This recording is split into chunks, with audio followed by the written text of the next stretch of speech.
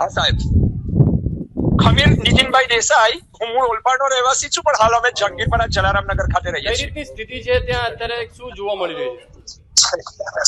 જો અમને આજની સ્થિતિ નહીં, અમે જે દિવસે આપણે નવી દિલ્હી થી કાઠમંડુના ત્રિભુવન ઇન્ટરનેશનલ એરપોર્ટ પર અમે આગમન કર્યું ત્યારથી અત્યાર સુધીમાં શહેરના અનેક વિસ્તારોમાં બહુ ભયંકર સ્થિતિ હતી.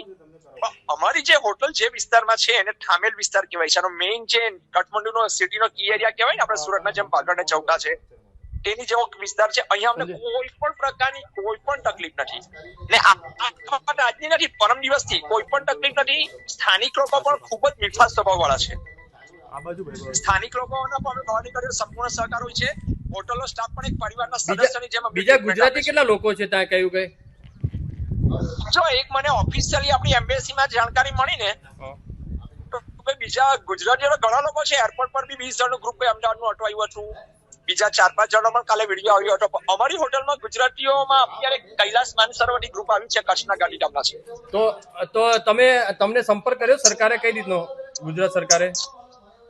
હા, ગુજરાત સરકારમાં આપણા જે સુરતની જિલ્લા કલેક્ટર ઓફિસ છે ને, એમાં પેલું આપણું એ આવે ને, શું કહેવાય, ડિઝાસ્ટર મેનેજમેન્ટ, એમાંથી ગાંધીનગરથી પણ ફોન આવ્યો હતો ગઈકાલે જિલ્લા કલેક્ટર ઓફિસમાંથી પણ ફોન આવ્યો હતો. આપણા ઓલપાડના ધારાસભ્ય અને વન અને પર્યાવરણ મંત્રી મુકેશભાઈ પટેલના પણ ગઈકાલે સવારે મારી પર 2 વાર ફોન આવ્યા હતા. અને આપણા તો કઈ રીતે તમને લાવવા માટેની વ્યવસ્થા, રિટર્ન લાવવાની વ્યવસ્થા કઈ?